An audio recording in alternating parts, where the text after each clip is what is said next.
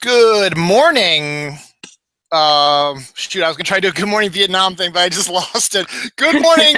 Good morning. My mind's not working, so just good morning. That'll do. Yeah, that'll do. This is Dylan Knows on a Saturday morning.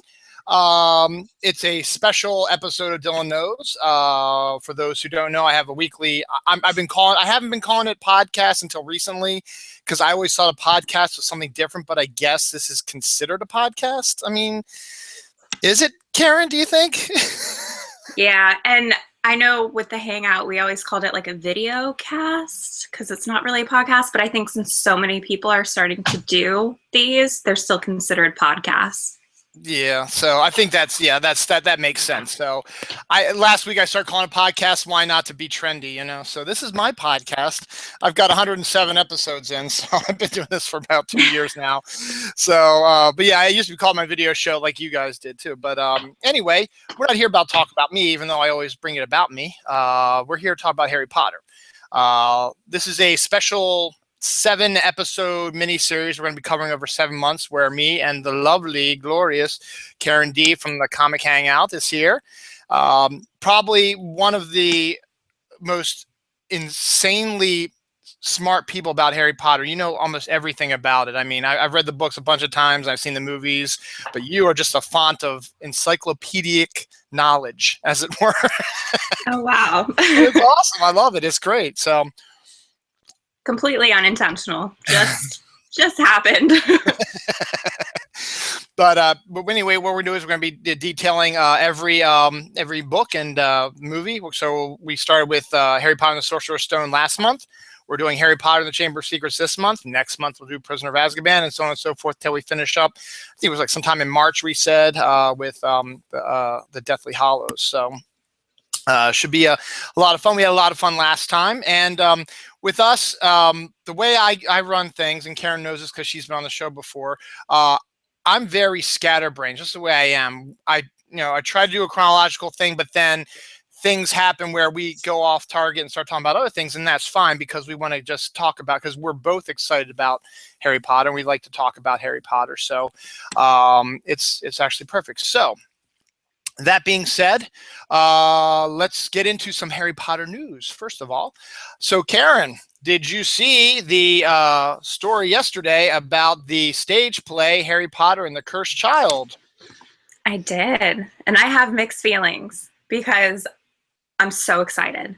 Like, so excited. I think having it about Albus Severus it's just such a good choice.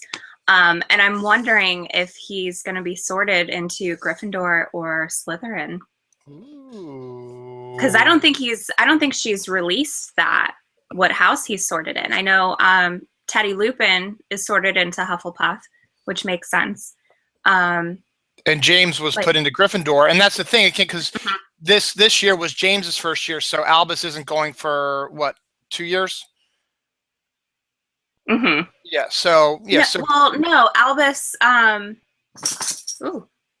Albus. Yeah, at the end of the last book, he was going. Yeah, that's right. Yeah. What are you talking about with this year? Yeah, remember when when she was talking about James being sorted into I don't know if you're following her on Twitter. Obviously you are, but when you're following her on Twitter, when September 1st rolled around, she was like saying this is the day that James goes to Hogwarts, and congratulations, he got into Gryffindor, and Teddy was pissed, as it were. Yeah. I love how Allison, who's at VA Gentle Nerd on Twitter, she was saying, because somebody was really upset that Teddy was sorted into Hufflepuff. And she was like, are you serious? And kind of wrote a response saying that Tonks was in Hufflepuff. And then that Lupin was the most Hufflepuff Gryffindor ever in existence, and it got a ton of reblogs on Tumblr because she just nailed it. Absolutely, and I think we talked about this last month, and I think I'd be sorted into Hufflepuff myself, and I'm okay with that. I haven't taken the official test yet, so I don't know. But I think if I was, it'd probably be helpful, and I'm okay with that. I have a feeling my wife might be put into Ravenclaw because she's hugely intelligent. And not that we're not brave and all that, but I mean, it's, if you're looking at just the specifics of your the way you are, those are the way I look at it. So, my other two kids are a little bit of a question mark right now because they're only 9 and 6. So, or 8 and 6. My daughter's gonna be 9 in December. So, but my daughter's showing some signs of Ravenclaw in her a little bit. And my son is probably going to be a Gryffindor or Slytherin or whatever, because he's well, maybe not Slytherin, but because he's not really ambitious, but he's more of a rough and tumble type of guy. So that's pretty cool. Well, he's 6, so hard to tell if he's ambitious or not. Sorry about that. I should have muted myself, but I didn't. Those calls come up on you. Yeah, they just pop up on you. So I like the idea that it is going to focus on Albus also, and I like the fact that they're going to be doing it on stage first, and then with a possibility of a movie. I don't know. I thought I remember J.K. saying she didn't want to see a movie version of it, but Right. Warner Brothers might be able to change her mind. Here's what I'm hoping is that BBC records the play and releases it. That is my theory it's just, I don't know if it will happen, but it's what I want to happen, because it's really exciting that this is happening. But I mean, she has to understand how many people won't be able to see this. And I can't see her being like, oh, here's something exclusive that only people with money and, who are in the right location can see. That's just not like her. So my theory is that BBC will record it, because I know she likes to keep it in, the UK. And no, I agree. I think that'd probably be the best option too. And so I'm hoping to see. I guess it's coming out. They're just working on it right now. Maybe next year, late next year. I haven't heard exactly a release date for the first part yet, because it takes a while to especially create a stage play from the ground up. I mean, a lot of the plays you see on Broadway now are ones that have been around for a while. And there's still some new ones that pop up every once in a while, but one as ambitious as this one probably gonna take some time, well, I know, because I heard about this a while ago that it would be happening, and this was the first time where details were released. So I know it's not just they're just now starting it. Right. I don't know how far along they are. I agree that it's probably not very far along, and that it takes a while to perfect a play and all of the rehearsals that are required in the casting and the special effects, obviously, that you're gonna need to do for magic, so yeah. So yeah, I'm dying to see it, and I like the idea, and the fact that Harry is never really shown as. I mean, he's talked about being the chosen one, about being someone who took on the worst dark wizard of all time and defeated him multiple times, but he's never seemed to be overly, I'm the greatest wizard of all time. He's very grounded, which is good. And it's going to be fun to see, because they mentioned that he will be in it, because obviously his name's in the title, but he will be in it. It's going to focus more on Albus, obviously, but it's also, they're saying that Harry's now overworked in the Ministry of Magic, and he's going to have that whole, stressed out parent thing, which is understandable. If you're a parent, I mean, there are times where you get stressed out about things, and the fact that your children have this legacy to live up to is another thing that I find interesting. And that, Harry wasn't at all trying to do this. It was not something that he went out to seek. He did it because he felt that it was the right thing to do. And it just so happened that Voldemort happened to just focus on him, obsessed with Harry about destroying him. And that's the way it just turned out. I mean, well, it's like Harry didn't have a choice. Yeah. He didn't want to do this, but it was in the prophecy. It was fate. It was, be it as his destiny. But yeah, he was not happy about being the chosen one. And so I guess one of his worst fears is now finally coming true, because now, his kids are going to have to deal with the legacy of him and his friends and family and stuff like that, the whole stuff like that. And that's got to be rough. I mean, I can only imagine it'd be akin to being a child of a celebrity, maybe not quite the same thing, because, with Harry Potter, it's a important life or death situation, where being a celebrity, oh, you were just rich, your family, stuff like that. But Well, it's he got to is be a hard. celebrity. Yeah. I mean, he's almost like a hero. Well, not almost. He is a hero in the wizarding world.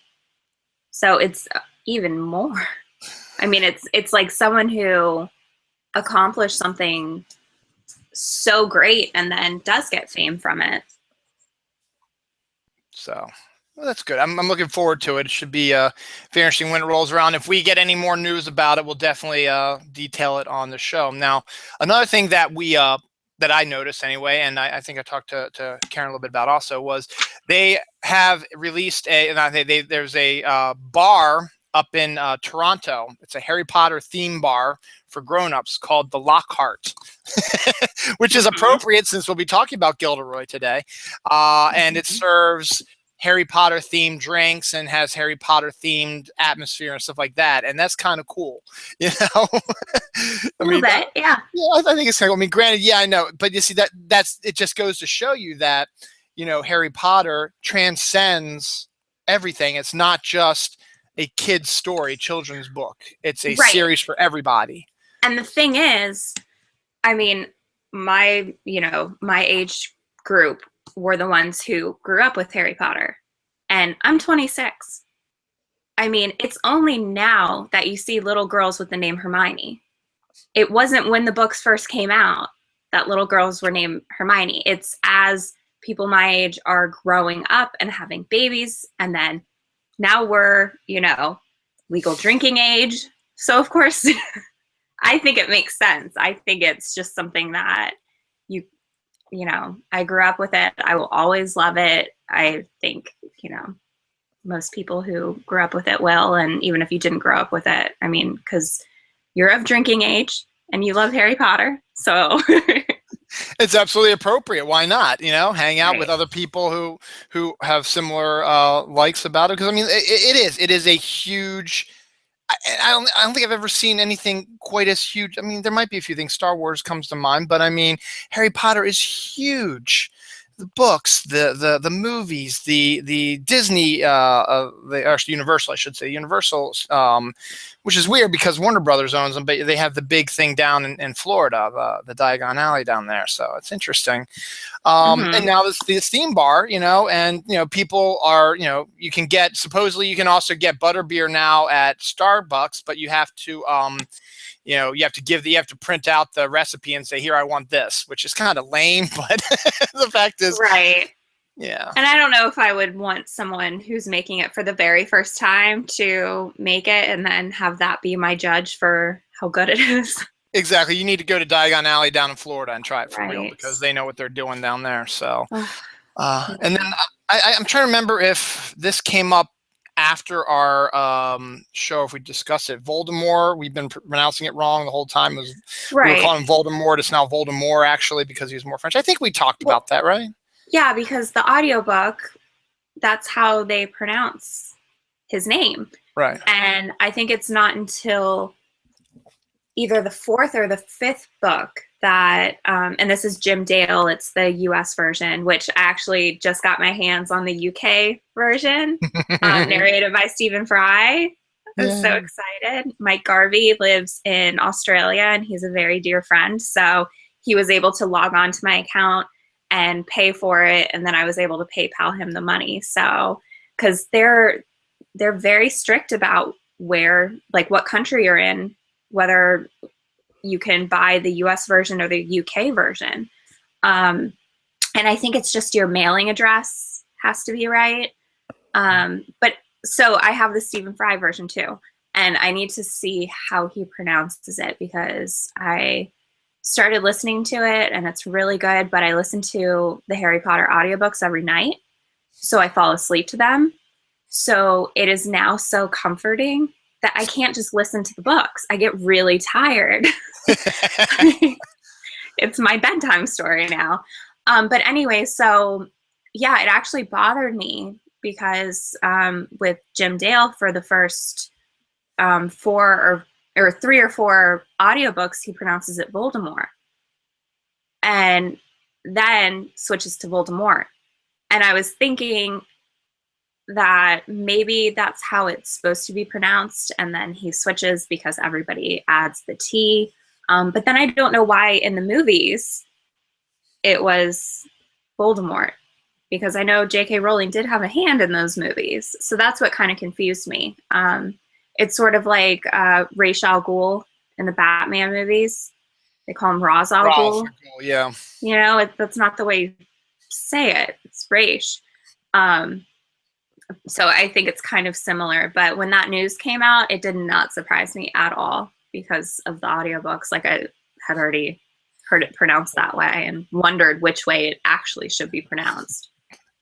Well, now we know, and now I just got to check myself every time I say it now. I got to say Voldemort, not Voldemort, so. Oh, I'm still saying Voldemort. It's been too long now. But it's, you know, with J.K. Rowling, it's Rowling. A lot of people say Rowling.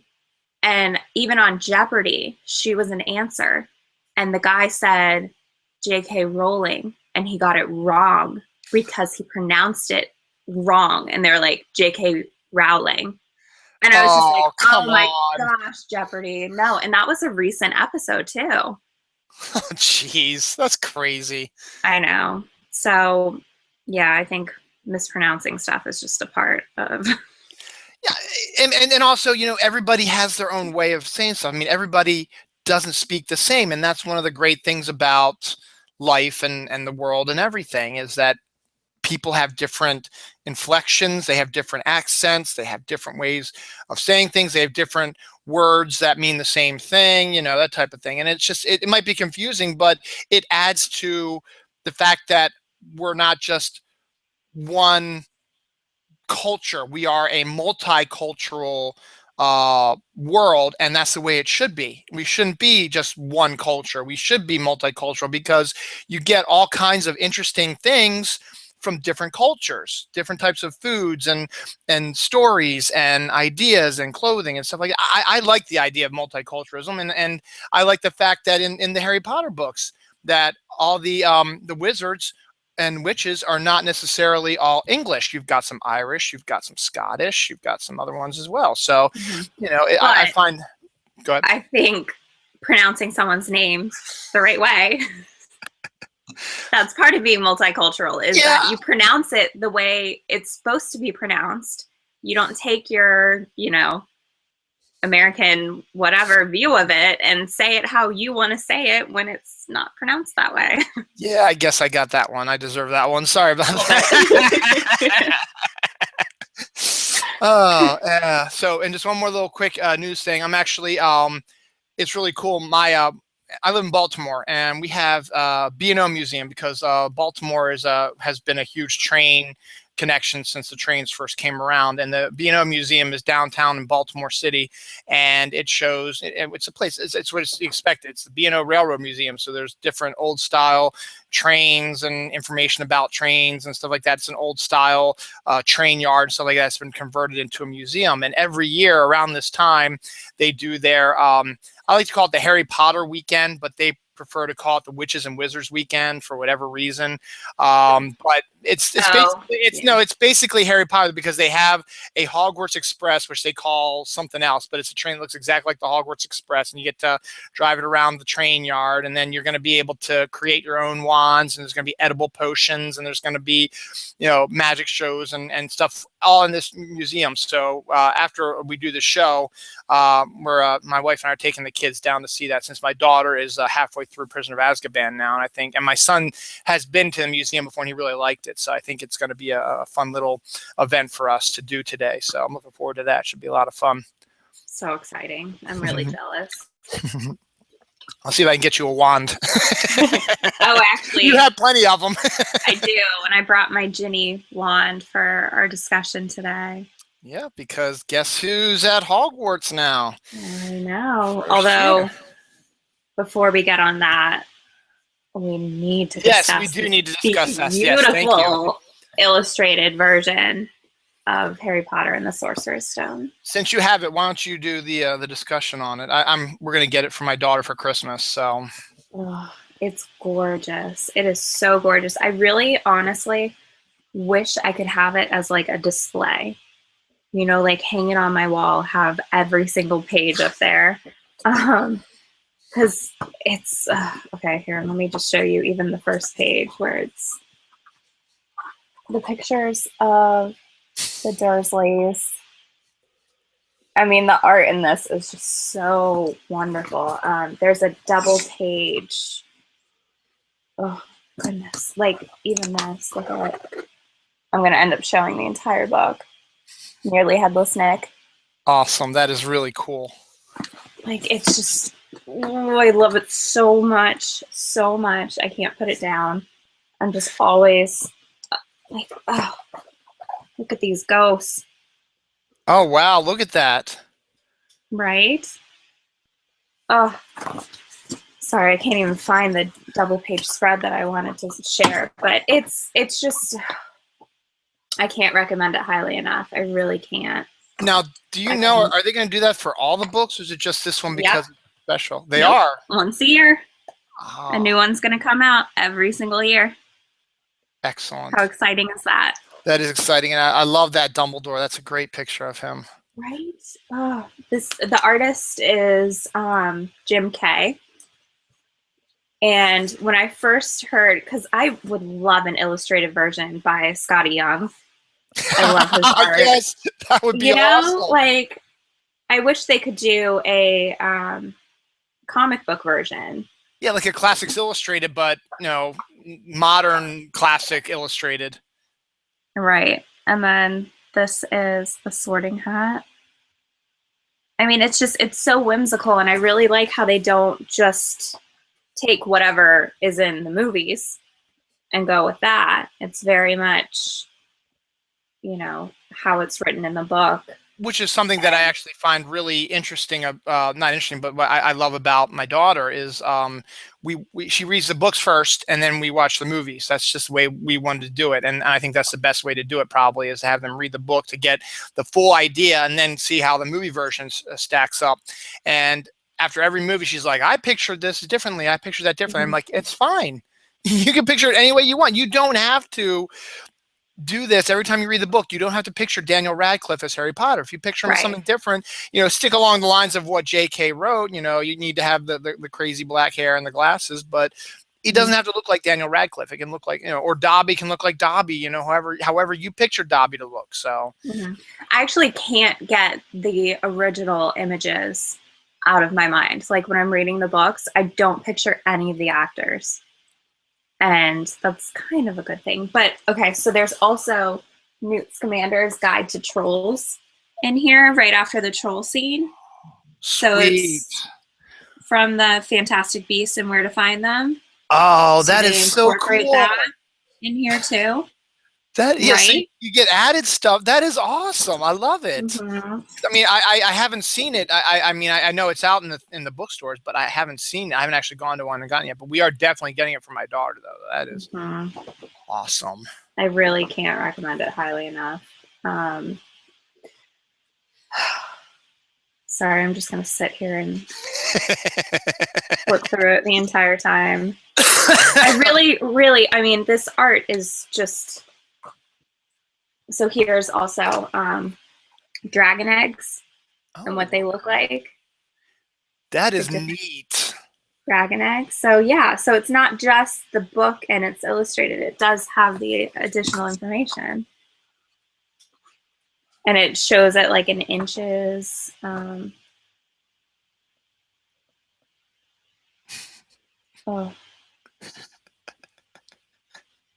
All right, 3 more minutes, and then we'll have to get moving. Okay. We can get moving now. You can start on No. It's great. I love it. Here's McGonagall. Okay. Oh, I like it. Right? Yeah, I absolutely do love that. Absolutely. So yes, get it. I want it to be hanging on my wall. I want to be able to look at it just all the time without having to like flip through. But I mean, I'm not going to buy a book and tear out pages because Right. that just like makes my skin crawl. Yeah, exactly. Oh, should I show Do it. more Do it. the back of Coral's? Oh, that's creepy. How creepy is that? Isn't That that is crazy? so creepy. Oh yeah, I like it better than the movie version. Wow. I know. I know. Oh. Just adds that last extra one. creepy. Okay, last one. Let's see this. Oh, nice. Nice, just simple pencil drawing. Gorgeous. Yeah. That's Harry. So That looks exactly. I need to figure out a way to have these on my wall. You just want I wonder if a lot of the pictures. I was just saying, could you maybe take pictures with a camera and have it printed? Display them, something like that? I wonder, I'm sure you can get this digitally, right? Because then I could at least take screenshots. It wouldn't surprise me. I mean, everything else is digital, so it wouldn't surprise me at all. I love the fact that they're going to be doing all of them. So it's absolutely gorgeous. Absolutely gorgeous. And is there maybe,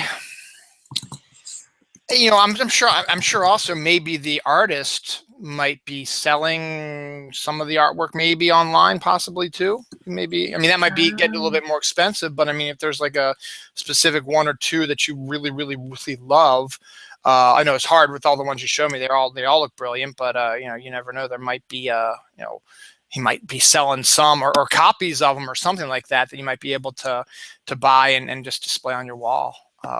Anything's possible. That is a great idea. I will look that up.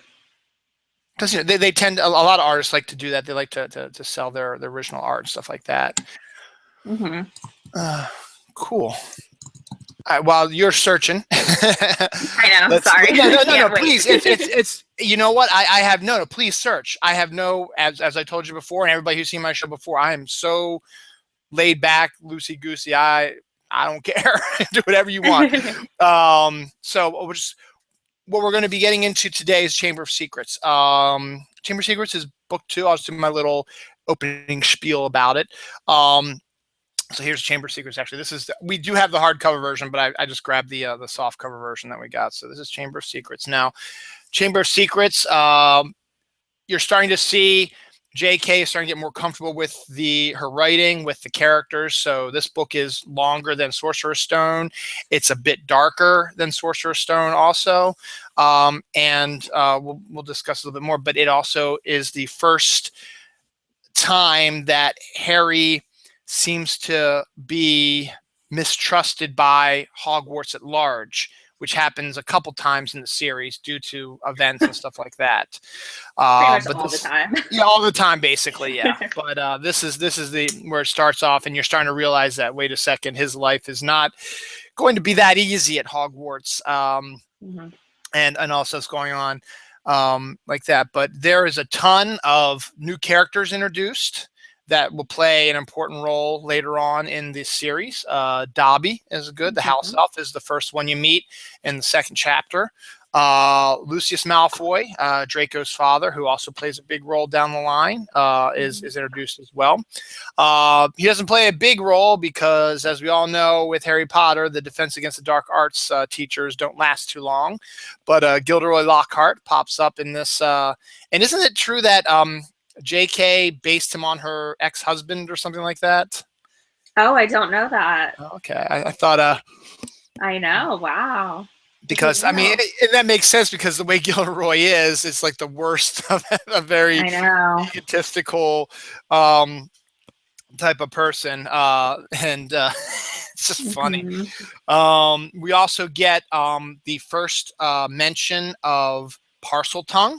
Find out that Harry actually has a stronger connection to Voldemort than we thought he did from the first book. And we always knew that what I love is we always knew that he could talk to snakes, but we're just like Harry. We didn't know that was something, really not common. Exactly, and I love, and then when we get into the movie, I love the scene, the dueling club where he reveals he's the parcel tongue in front of the school. I love how the scene plays out and is directed by Chris Columbus. I thought it was brilliant. We'll talk about it in a little bit. We also get a couple of new words brought into our Harry Potter lexicon. First one is squib, which is the people who don't, the wizards and witches who aren't wizards, which is the people who have to take remedial courses or whatever to learn magic, and they're looked upon as a lower. They basically they have some magical abilities, not a lot. They're not muggles, but they're definitely not full-blown witches or wizards. It's not like a squib could just train really hard and be comparable to a witch or a wizard. So, but they do, it's just like a little bit of magical abilities. And turns out that it's our friend Mr. Filch, the custodian, is the one. We also discover a squib a little bit later down the line, Order of the Phoenix, especially. We get another one who's, I mean, she's already appeared in the series. I think she's been mentioned. Ariella Fig has already been mentioned in the when Harry's talking about being shipped off to being in the first book. I think he's talking about how the Dursleys maybe ship him off to her every once in a while to babysit him and stuff like that. And she broke her legs, and that's why Harry had to go to the zoo with them. Yeah. But we don't find out about her magical ability or her squibbiness until Order of the Phoenix. Excuse me 1 second. I just mimed coughing. And then we got a word that is not very nice, and it is an appearance that shows up often. Mudblood, which is a vicious, basically derogatory remark to a non-pure blood wizard, and that's of course Draco's the one who drops the mudblood on that, and we get that pops up through the whole rest of the series from now on. So we realize that we had an idea, when Draco said in the first one that not all wizarding families are the same, but we start to see how much hatred the purebloods have for non-pure-blooded wizards and witches, and that plays a big role in Chamber of Secrets. Any first thoughts on your end, Karen? For Chamber of Secrets, well, when I was younger, this book scared the shit out of me. Like, I was terrified of this voice that saying, rip, kill. Like, I couldn't sleep when I was reading it, and I ended up staying up really late trying to find out what it was, but it really legitimately terrified me. As an adult, this is actually my least favorite book of the series. It doesn't do much for me, and not to say, I love this book still. It's like, oh yeah, it's still a fantastic book. It's just, it's my least favorite of the series. It's like the one that, when you're in the mood to read Harry Potter, you're the first one in your mind is, I'm going to go reread Chamber of Secrets. It's sort of like that. There's a ton more ahead of it because you've already read the series, so now you can, because you know what's going on. You say, I just want to read a little Harry Potter. So you jump in. You might say, you know what, I want to read Goblet of Fire. I want to reread Order of the Phoenix or whatever. So so Chamber of Secrets is one that is down there at the bottom of your list. Okay, that's understandable.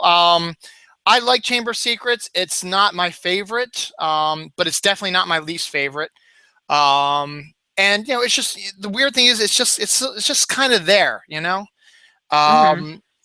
advances the story slightly, and to be honest, Voldemort is not really as much of a presence till near the end of the book, and we discover a new thing about Voldemort, which we'll play into a little later, but the majority of it is, I think, if you look at Chamber of Secrets, the majority of it is the building mistrust towards Harry, which is something that is, as you said earlier, is something that goes through the whole series, is that this is the first time really that Harry has had not just, he's always had Draco always hate him and stuff like that, but now he's got the Hufflepuffs against him, which they don't really hate people, but the fact that one of their own gets affected by this by being petrified, and it looks like Harry's the one who's doing it, they start to turn slightly against him.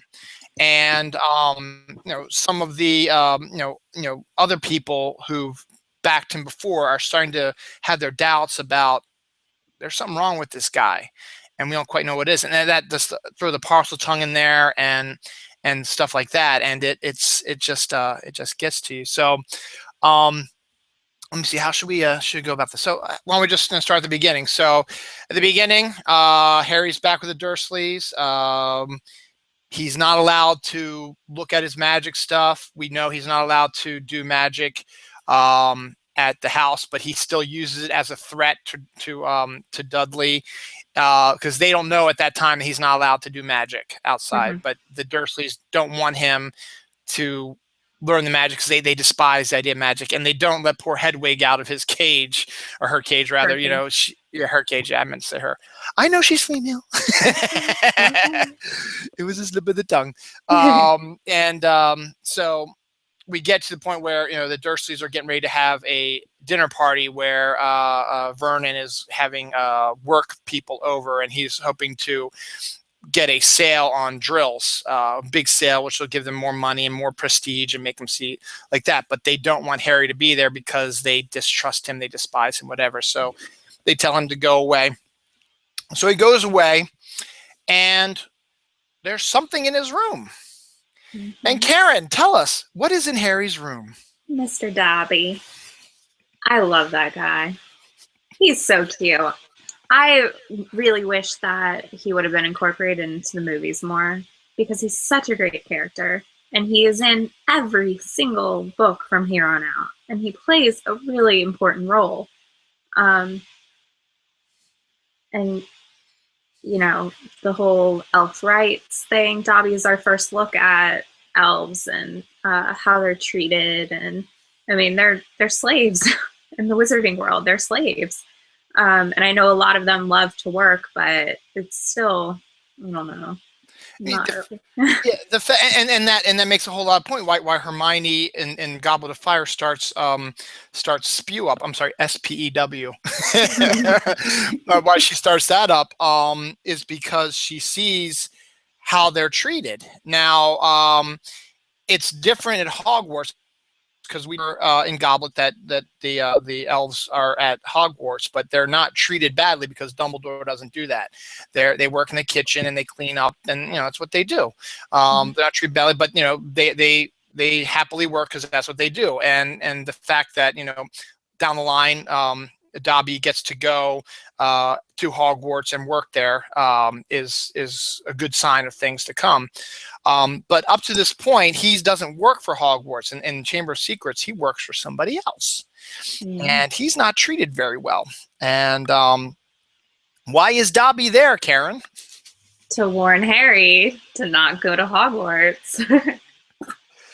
Try to stop him. So he's been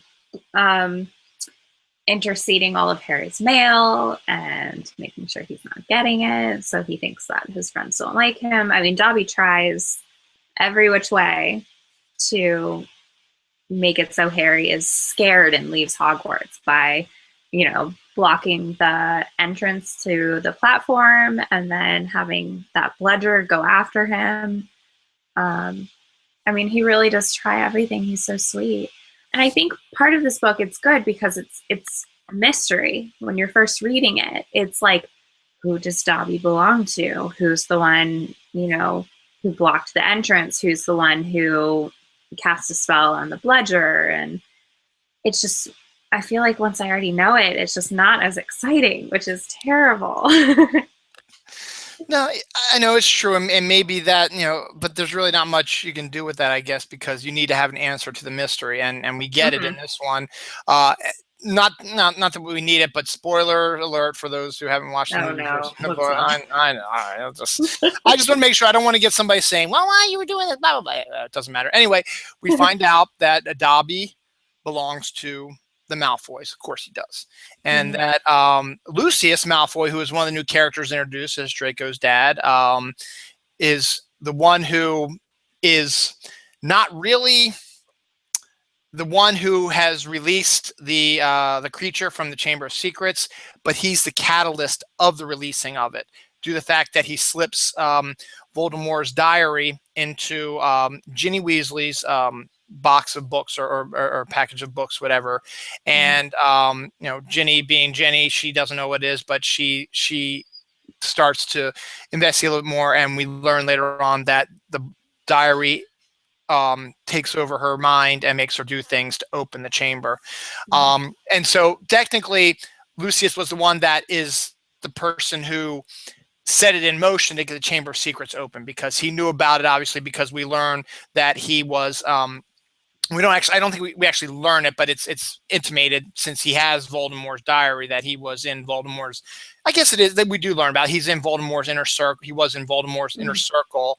And then when Voldemort was defeated, he used the old, oh, I was under the Imperious Curse the whole time, I didn't really know what I was doing, which is what a lot of the Death Eaters were doing. Not all of them, obviously, but a lot of them were saying, oh, yeah, I was on the Imperious Curse. I don't know what I was doing. I'm pro-Ministry. Absolutely. I hate Voldemort, stuff like that. Because they didn't know. They didn't know. And, they get their comeuppance later on. But but the fact that, Lucius is, part of this makes it such an interesting character, because he is so oily. He is so creepy. He is so, but he's charming enough that he's able to, and he's rich enough also that he's able to weasel his way into a position, a slight power in the Ministry. He's not a member of the Ministry, but he is one of the people that says, oh, you need some money, Fudge? Here, I'll give you some money. And then Fudge is like, oh, yeah, no, Lucius is fine. He's been with us the whole time, even though we know that's not true. That's the other thing also. We finally meet the Ministry of Magic for the first time, Cornelius Fudge, who is by and far probably the worst Minister of Magic we've ever seen. Very incompetent. Yeah, exactly. But in the down the line, you kind of understand where he's at when you get into Goblet of Fire and Order of the Phoenix, but still some of the stuff that he does is questionable. And, in the fact that he just seems has blinders on when it comes to stuff, because, let's face it, those who fought in the first magical war, against Voldemort and all that, they know that Lucius is lying his ass off. They know he was never under the Imperious Curse. They know about the Malfoys. And so it pisses them off that he's, escaped prosecution, as it were. And now he's weaseling his way in, into a port of power. I mean, right now they do not believe in their wildest dreams that Voldemort's ever going to come back. So they're like, okay, it's not that big of a deal, because he might be weaseling his way in, but it's not for any specific reason. He's just trying to extend his power and his influence, so that maybe they can make changes a different way than Voldemort wanted. Maybe he keeps influencing stuff. Maybe they can do some anti-Muggle laws, or they can do some anti-Half-Blood laws. If he can wiggle his way in and pay enough money and sweep stuff under the carpet, stuff like that. So, but that's why I say Lucius, he's very oily. He's probably a politician for the most. Not really a politician. He's more of a he's behind the donor. Donor. Yeah, behind the scenes guy. Yeah. Fudge is a politician and very incompetent and being controlled by the people who are giving him money. Interesting how that works. Yeah, exactly. It is. And but yeah, Lucius pops up periodically, and obviously we can tell that he's not the greatest dad in the world either. And that's also, I don't want to feel sorry for Draco, but you kind of understand where Draco's coming from, because he was raised in that environment with Lucius and his mom, who we meet down the line also. And, and that's where parents have such an influence over somebody, that, their children, that, if done wrong and not unchecked, they just become their parents. I mean, that's why maybe there's a lot of people who, there's this, this one thing out there that people are not born racist, but, if you have racist parents, you hear them talking about certain people a certain way, you're going to gleam on it because it's your parents. If your parents are saying it, it's got to be okay, and that's sort of similar to what Draco, I'm not saying, I'm not trying to defend Draco, what he does, but let's face it, he was in a no-win situation because his parents, granted, he could have fought against it if he didn't truly believe that, but I think Draco has such an ability that he wants to, please his parents, to make, that he will do anything to please his parents. And I guess I'm not saying that that's a single child, that way that a single child is, because he doesn't have any brothers or sisters. So he doesn't, right? We're not. Yeah, he doesn't. He's the only child. Now, yeah. Are you an only child? Real quick, you have a brother, no, right? I'm the youngest. I have an older brother and an older sister. Okay, sorry, I just thought about that for a second. But go on, you were going to say. Yeah, I'm the baby. Me too. I've got an older sister. It's the best. It is the best. With Draco, yeah, he can never live up to his father's expectations. His father's,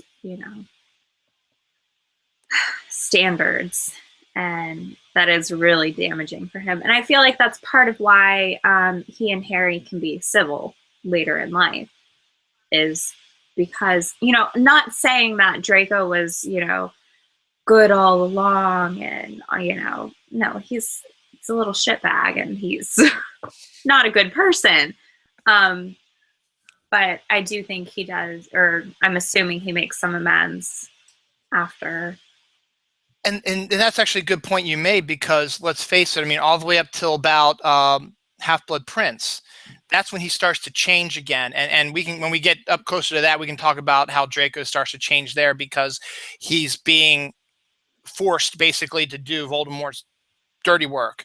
And basically everyone knows that Voldemort knows what he is tasking Draco to do is impossible, and that it's setting him up for failure. And that's what starts weighing on him. That's when we start seeing Draco start to change. And then when you get into the Deathly Hallows, granted, he's not in it that much, because it's basically more focused on Harry, Ron, Hermione's voyage to destroy the Horcruxes, which we'll talk about in a few minutes. But he's in it, in certain segments. It's like he's in the beginning, he's in the middle, and he's at the end. So it kind of works out that he works his way through the whole book, even though he's not a major presence in it, because no one really is, to be honest. Except for the main three and Voldemort. Those are the main ones that are the big ones. So and then you start to feel a little bit more sorry for him then, because he's realizing that his life is spiraling out of control. And at the same time, Lucius is starting to come to that belief as well, because of all the stuff that he suffered through and gone through also. So, you start to see that change in the Malfoy family. And granted, that doesn't excuse anything that they did or their attitude, but I agree. I think that is one thing, but that's why Harry and Draco are able to be more civil when they get older, because they come to a point. And I've always thought in the back of my, and I don't know why I just think about this, but when you're a fan of this, you start thinking about some what if scenarios, what happened after the Battle of Hogwarts and all that stuff. And I'd like to think that during the investigation process, that the Malfoys were brought up in front of the Wizengot, and maybe figured out that they might be brought up on charges, and that, to me, I think they brought Harry in to maybe be a witness to. I mean, he might not. I mean, he has problems with. He might have problems with Lucius, but let's face it. He can make a case that Draco, being the same age as he is, and being might have been and in the end, couldn't do what he was supposed to do, should be shown maybe leniency a little bit, whereas Lucius I think maybe Lucius probably served some more time in Azkaban, maybe.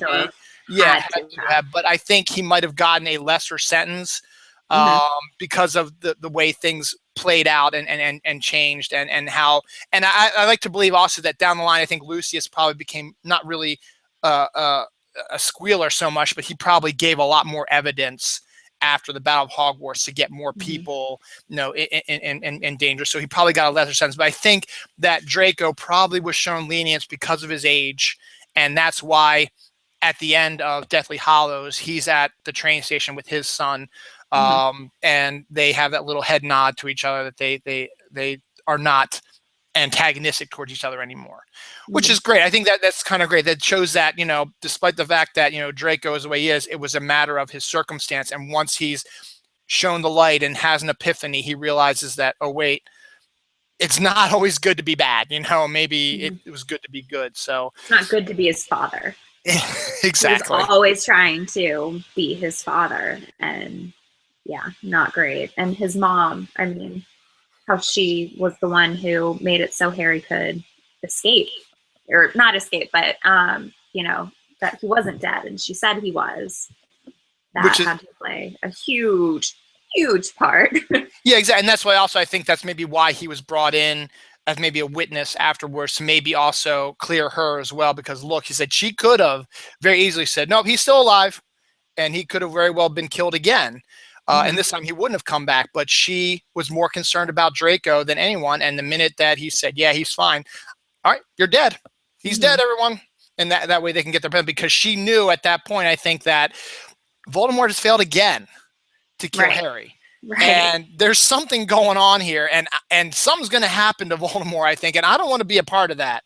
So right. I'm gonna just, I'll say my piece, and then I'm just going to disappear into the shadows, Mhm. and that's basically what they do. But we'll get into that. But the So Malfoy family is great. That was very well done. I mean, they're very compelling characters as a family and individually. and it's great, and just it's you see Draco during the course of the earlier books build up into this almost comical villainous person threatening to Right. curse everybody like that, but he keeps screwing up, or things happen where he underestimates Harry and everybody, and they end up defeating him. And like in the Goblet of Fire, when he corners them in the train at the end of Goblet of Fire, saying, oh, Voldemort's coming back, you're all gonna die, and then everybody shoots them, and him and Crabbe Mhm. Goyle, and they all collapse down. That's awesome. But then you get to see a little bit more of the viciousness of him in Half-Blood Prince, when he basically breaks Harry's nose by stomping on his face, which is, Mhm. wow, that's vicious. Really intense. Yeah.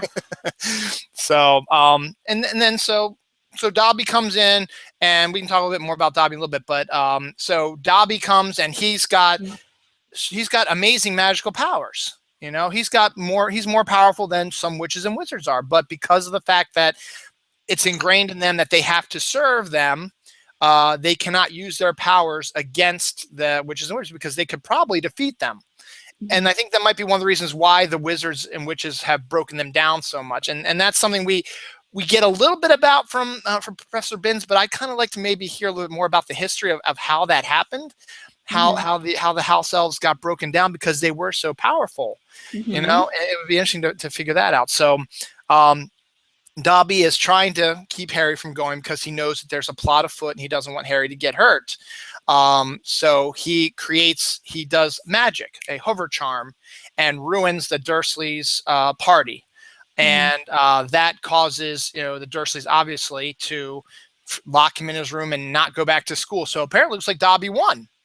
And so Mhm. Harry's pissed because he wants to go back to school. That's his home. And now he's stuck here at the Dursleys, and there's nothing he can do about it. And he's basically a prisoner. I mean, he's locked in his room. They've got the cat flap for his food. They got Mhm. bars on his windows.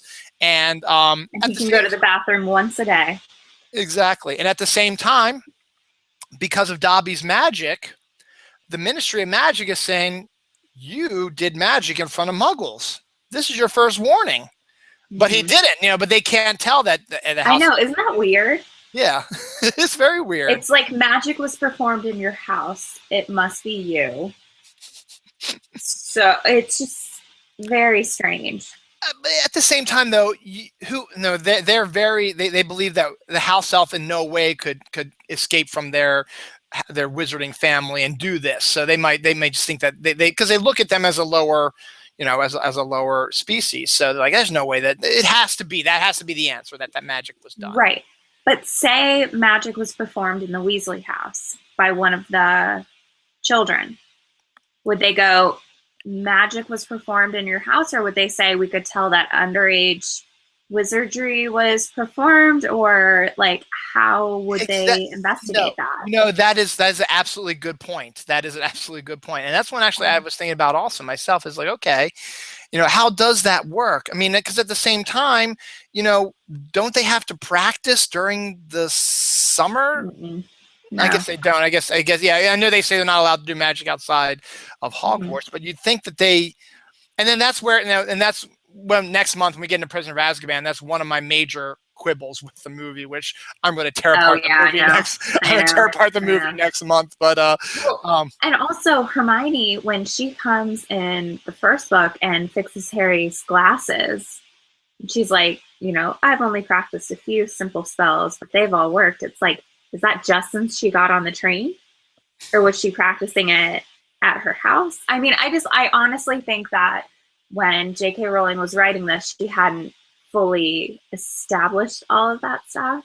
the rules yet, yeah. And I think Yeah. though she does mention, I think, because remember in Deathly Hollows when we see Snape's memories, Lily is doing some magic as well, and and Snape and discusses with her, says, once they get to, from 1 to 10, they can practice magic all they want because they're Right. young. So yeah, They but can't once help it. It yeah, just happens. yeah. So maybe in that And case it's with without a Hermione, wand. yeah, and maybe in that case with Hermione, that might have been the cases when she discovered she was a witch. I mean, that's weird though, Because she because has she her would have wand. discovered it. She has her wand. She says the spell. That's totally different than what the younger kids are doing. No, you're right, because let's look at also because she didn't know. You're right, absolutely right. She didn't know she was a witch till she got her letter from Hogwarts. Mm-hmm. So obviously, from 1 to 11, until she turned 11, she didn't know she was a witch.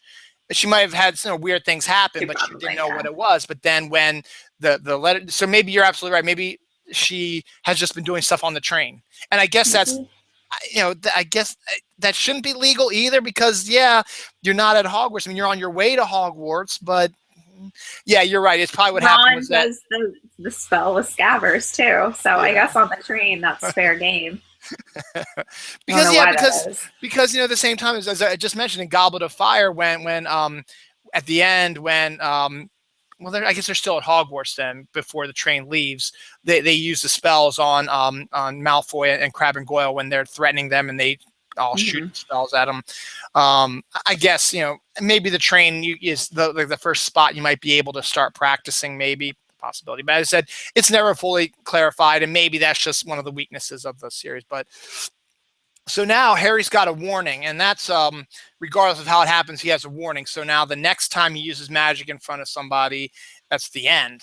He's gonna get brought up on charges. His wand is gonna be destroyed and all this stuff. So interesting things happen in the next book. We'll get into that in a second.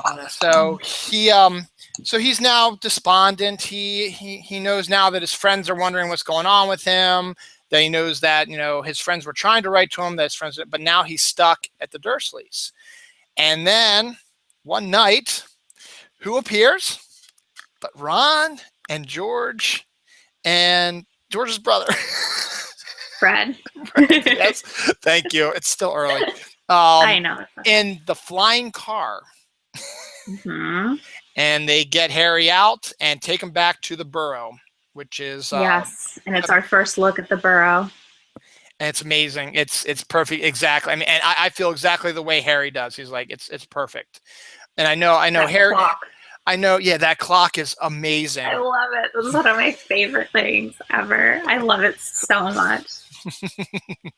Like, I want one in my house, so you can say like where you are, where you're going.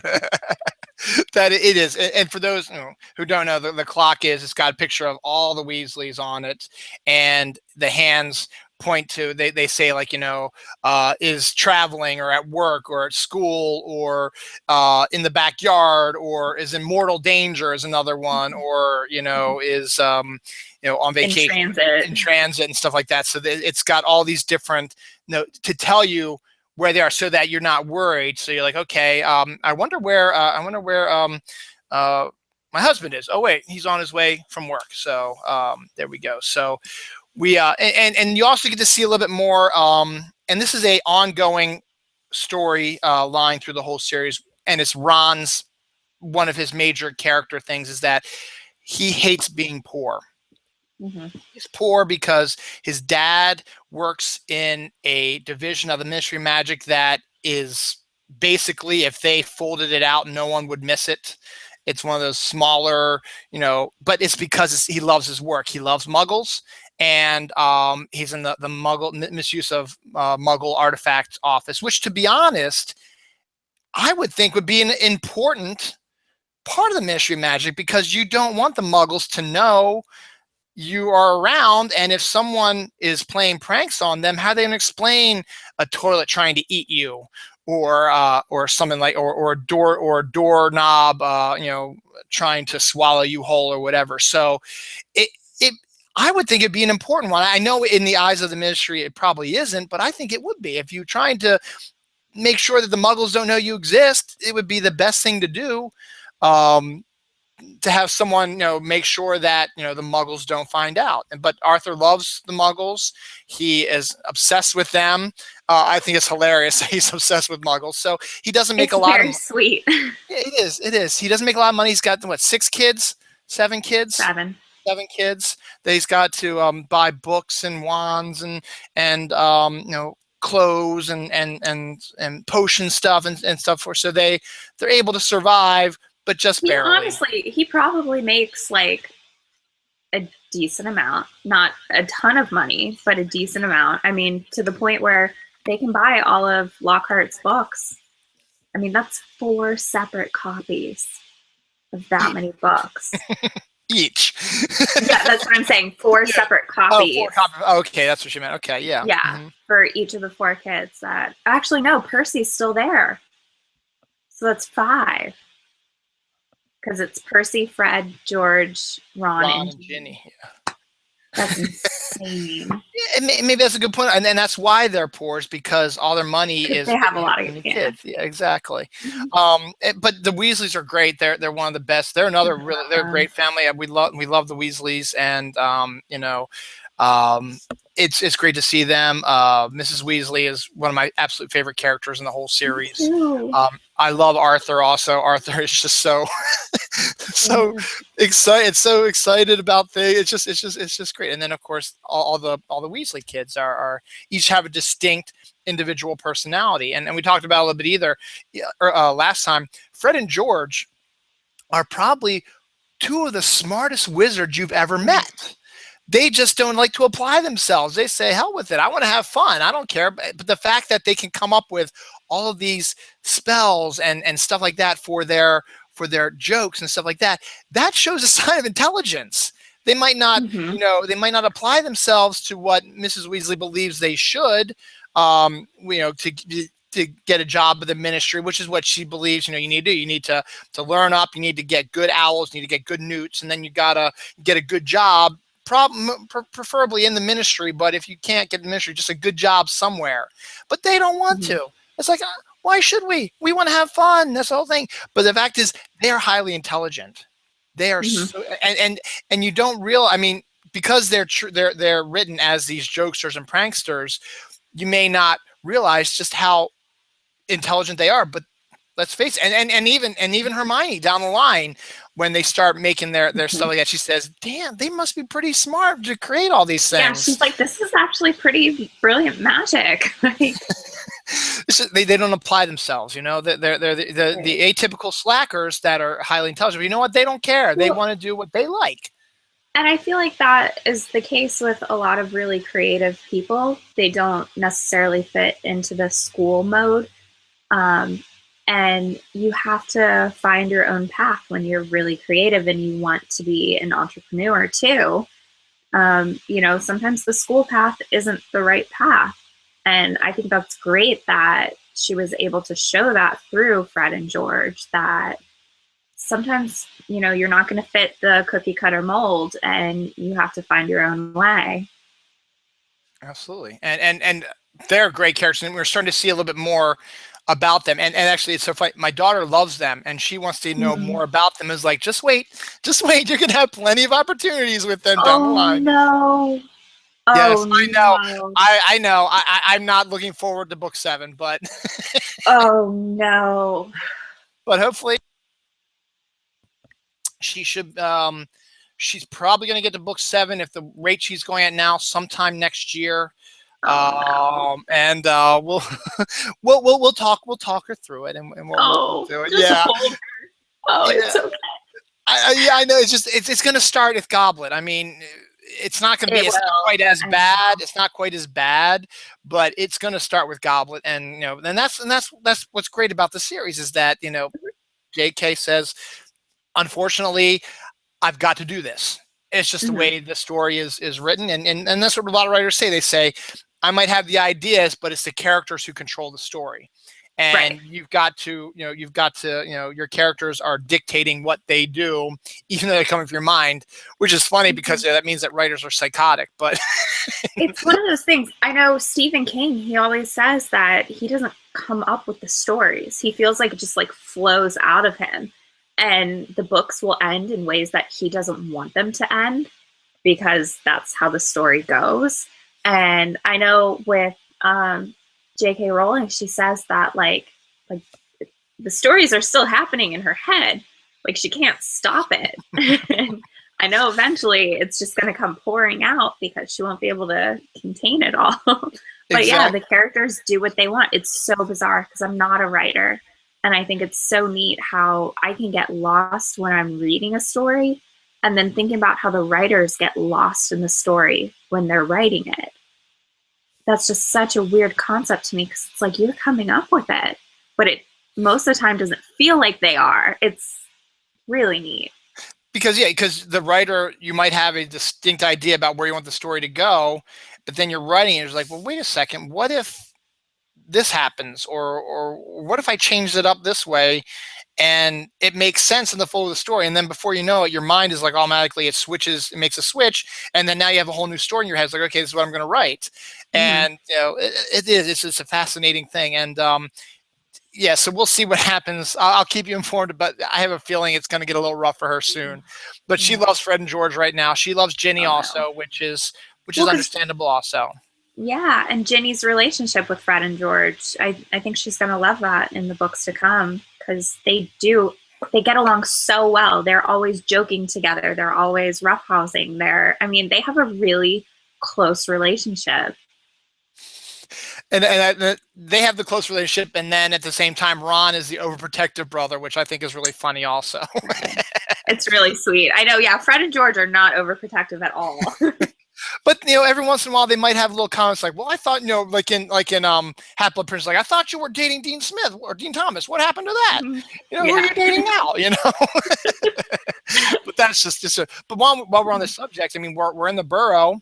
Why not Hmm. talk about Ginny? I mean, Ginny made a very blink and you'll miss her cameo in the first book, Hmm. but now this is basically, to be honest, Chamber of Secrets is Ginny's story. You don't really no, you might not think because it's got Harry Potter all over it, and Harry Potter's the main focus of it. But let's face it, this Yeah, is her.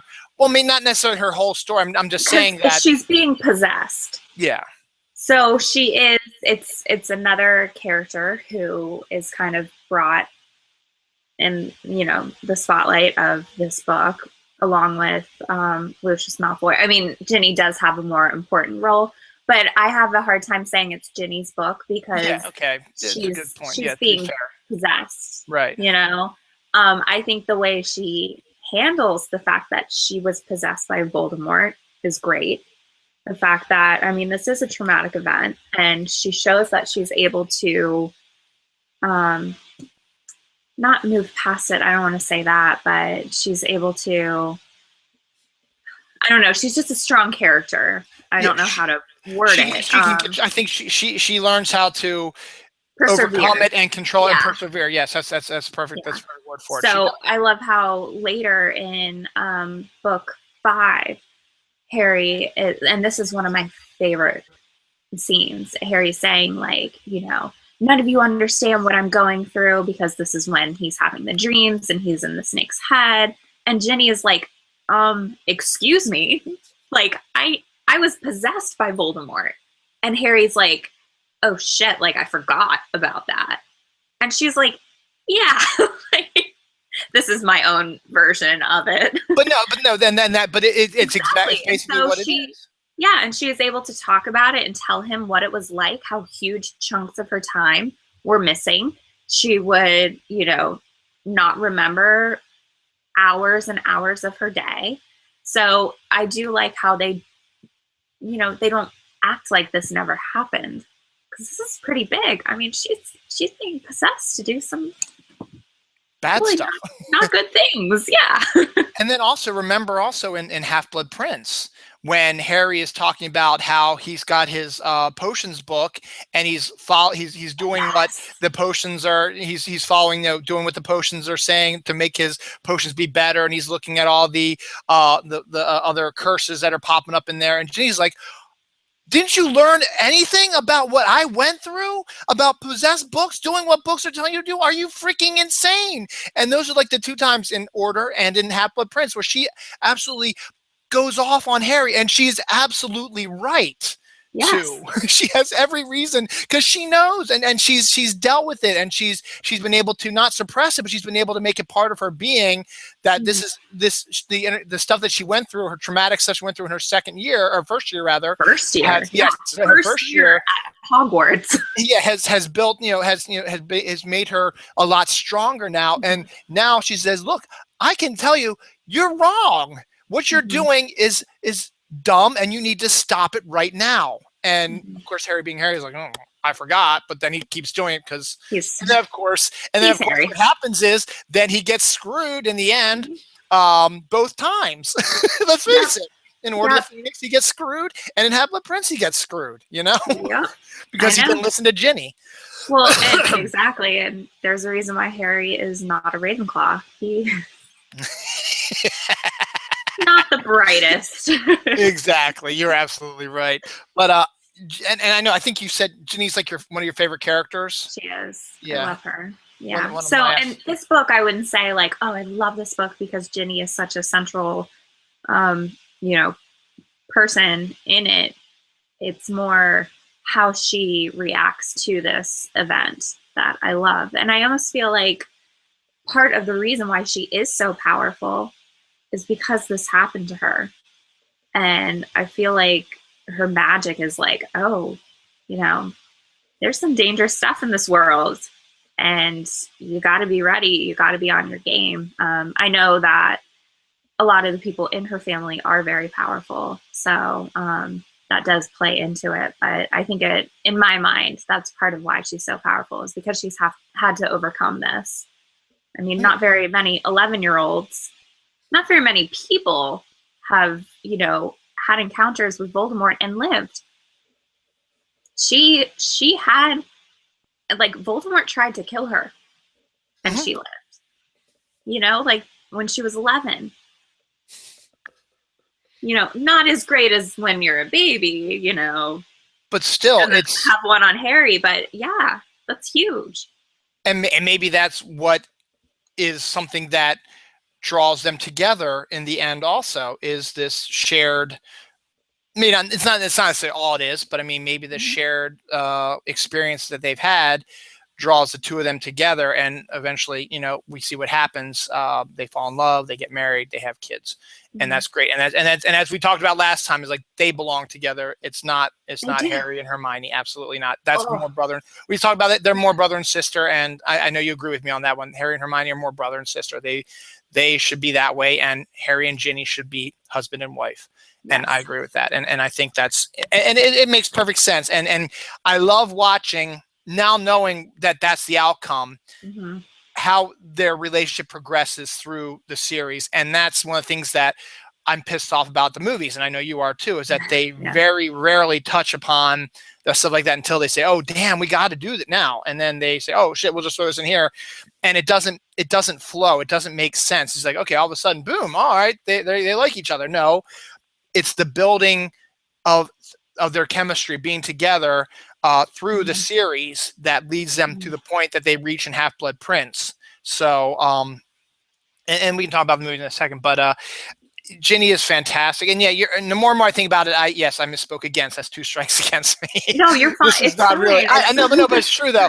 But it's true. This is Ginny, even though she is the catalyst for this being possessed by Voldemort, she's not really in the book that much. If you read about it, it focuses more on Harry and the people who are beginning to mistrust him and discover that, him trying to solve the mystery along with Ron and Hermione about the Chamber of Secrets. So they get to Hogwarts, and as you said, Harry and Ron are not allowed to get into the platform. So not being smart again.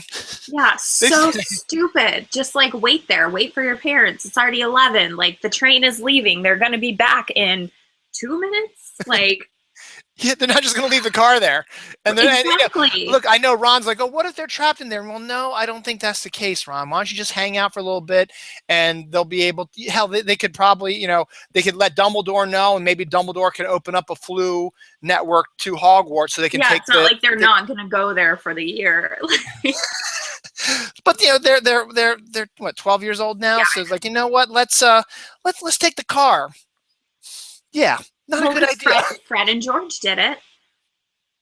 Exactly. Yeah, exactly. We know the general way to Hogwarts, so why don't we just go?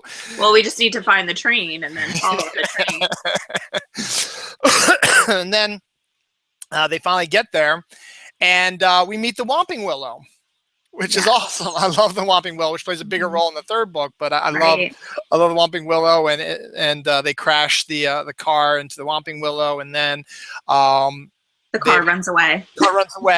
And then they make their way into Hogwarts, and guess who's there to meet them is Severus Snape. And Snape is Snape, threatening to, if he was in charge of them, he would throw them out and send them home right away, but he's not. And McGonagall instead. Makes sure he realizes that he is not in charge of them. She is. She's the head of the house. And also, I don't know, I can't remember this in the book, but I also like the fact that in the movie anyway, where Severus is saying they flouted the, they were seen by Muggles, stuff like that. They flouted the Muggle, awareness thing, the rules where you're not allowed to be seen by Muggles. And Dumbledore's like, yeah, I know, I wrote some of those rules. Yeah. But I'm not gonna send them home. I'm not gonna expel them, because it's a minor thing. Yeah, and to be honest, people could They can claim they saw a flying car. Well, let's look at Muggles. I saw a UFO. No, exactly. You're lying. There's no such thing as UFOs. Okay. I saw a flying car. No, you're wrong. Yeah. So no one would believe them if they saw them. Yeah, that person was like, oh, wow, there's a flying car. What is that? But they don't know that it's magic. They might think it's a UFO, because, UFOs are over in England. A lot of people see them in London, in England. They see flying saucers. So, it's not that big of a deal. But I know it's because Snape hates Harry and wants him expelled. We understand that, but not the case. So he's back at Hogwarts finally, and then it just seems to keep getting worse and worse. I mean, things are happening, and we meet Gilderoy, who is I think Kenneth Branagh was fantastic as Gilderoy in the movie, and it's exactly how I pictured him. He's like this egotistical, vain type of professor who loves himself. Yeah. I kind of like how Hermione has a crush on him, because it shows that she's not smart all the time. That brings a different element to her, that she gets every single question right on the exam, as she does anyways with any exam. But I mean, she has a serious crush on him. They're all about him, though. I know. Well, and she even says Ron is saying, I don't know, bad things about him. And she's like, how can you say that? Haven't you, you read his books? You know all the amazing things he's done. And Ron's like, you mean all the things he says he's done? So, and that shows that Ron is smart. Ron can't be smart. There are a lot of instances, like with the Mirror of Erised, how he tells Harry, you should probably stay away from that. And I feel like Ron is overlooked because he does have a lot of good advice. He's very aware of things, and that's the thing, is he's I don't want to say he's an observer, but he is. He observes things, he sees things, and he might not be. Maybe he's embarrassed to say anything because he thinks he might be wrong, but in most cases he could be right. He sees things that it doesn't make sense to him, and he's trying to think it through his head. And maybe because he feels like he's beaten down, like he's not that smart, because he can't do very well in his schoolwork, and he has to depend upon Hermione to rewrite his stuff. He's not dumb, and it's just the fact that maybe he has a block or something where, and there's maybe he has a learning disability also. There's learning disabilities out there where when you sit out there and you need to write or do actual work, you can't do it. But when you're by yourself, no one around you, and you start just, your mind clears and you think about it, you actually can get everything you can, because he has this doubt. So that's why he's always with Harry and Hermione doing their homework. Is like, you know what, I can't do this. I don't know Lack what of this stuff confidence. is. Lack of confidence. But the fact is, you probably do know, and that's why I think he's very observant. He sees a lot of things. Yeah, he misses things. Obviously, he misses how much Hermione likes him, and which stuff is like a teenage boy thing to do. Exactly. Exactly. And it's like, another point is that he grew up in the wizarding world. Harry and Hermione did not. So there are some things that, like with Gilderoy Lockhart, he's like, you mean all the things he says he's done? The Mayor of Erised, like, saying that maybe this isn't a very good thing to keep visiting. Yeah, so Ron, yeah, I think you're right. Ron is underrated. He gets overlooked, and that's the key to his character. That's one of the things that his character is built, is he feels overlooked because he's not the youngest, he's not the oldest, and he's technically not the middle child. He's just sort of there, you know. He's 6 of 7, you know. And you know, you're not 4. I mean, granted, 4 is basically Fred and George. They're the same person anyway for the most part, but you know, they're the middle guys, and then you've got you know, the older brothers, and then you've got, you know, Ginny as the youngest. So and the Horcrux says that, you know, the Weasleys wanted a girl, so they kept trying, and he was the last boy before they had a girl, and then they stopped having kids. So it's like, you know, there was probably, and this, I mean, I'm sure it isn't true, the Weasleys were not disappointed when Ron was born and he was a boy, but they wanted a girl, so they decided to have another kid to try to have a girl. But when the Horcrux is saying, like, you know, your parents were disappointed when you were born, they wanted a girl, there's that element too. It's bringing out his worst fears, and the fact also that, you know, he picks as his best friend Harry Potter, who is considered to be one of the greatest wizards in his life, even though he hasn't done anything, you know, because he defeated Voldemort. And you know, all the attention is going to be on Harry, and Ron is just sort of in the background, not so much. And also same thing, because his growing attraction to Hermione, and he doesn't, as a teenage boy, he doesn't quite know how to process that. And then when he starts, you know, the other thing the Horcrux tells him also is that, you know, Hermione doesn't want anything to do with him, that Harry is the, you know, is the man for me because he's so strong and butch, and he stayed, and he's tough, and he's defeated Voldemort so many times, and he's a tough guy, and you're nothing, you know. And it's all stuff that's in his head, and stuff that he probably thinks about all the time. And then it gets more interesting is that when we start getting into the divides that the friends have, you know, Prisoner of Azkaban, Goblet of Fire, and even Half-Blood Prince, when they start, the friendship starts to show some signs of cracking. It always seems to be Ron is the one that's the catalyst for that. Let's look at Prisoner of Azkaban. Ron, Hermione have a falling out because of Scabbers and Crookshanks. Goblet of Fire, Ron and Harry have a breakup because he believes that Harry tried to, you know, didn't tell him and want the glory for himself to be in the Goblet of Fire, was able to get his name to the Goblet of Fire. And then in Half-Blood Prince, when he starts dating Lavender Brown, and Hermione is, because she's so in love with him and sees how he's reacting to things, it breaks them up, friendship that way there too. And eventually they're able to come back together. And then at the in Deathly Hallows, Ron is the one that leaves, because he's under control of the Horcrux, yeah, but at the same time, he still has all those doubts in his head. And I love in Deathly Hallows where he says, Dumbledore probably gave me the light device because he knew I was going to be the one that was going to leave. And that's probably not true. It might be, but in the end, that's how Ron pictures himself. As he says, he doesn't have confidence. Mm-hmm. And what I like, though, is I like that in the end, when we see them in the future, he seems to have more confidence because his kids are like, why are they looking at us like that? And he's like, oh, it's me. I'm hugely popular. Not that it's Harry, but like Mm-hmm. I'm the one that everybody's looking at. And, Right. and he says that. And he talks about passing his driver's test and making a little jokes like, yeah, I actually did make sure I did use magic on him to make me pass. So Huh. I don't think that's true. I think he's joking. I think he actually jokes about that because that's what Hermione believes. And it's just funny. So. Mm-hmm. Ron is a very complex character, and I like him. So you're absolutely good point about that. So now we come to what you didn't like as a child: strange voices that are in the walls. Scary. Kill, rip, terror. I'm like, oh my gosh. I can't. What is So it's in italics. And then what's even worse is Harry's the only one who can hear them. Right. And we don't know why that is. Is it maybe is he finally starting to crack from the pressure of being, the boy who lived?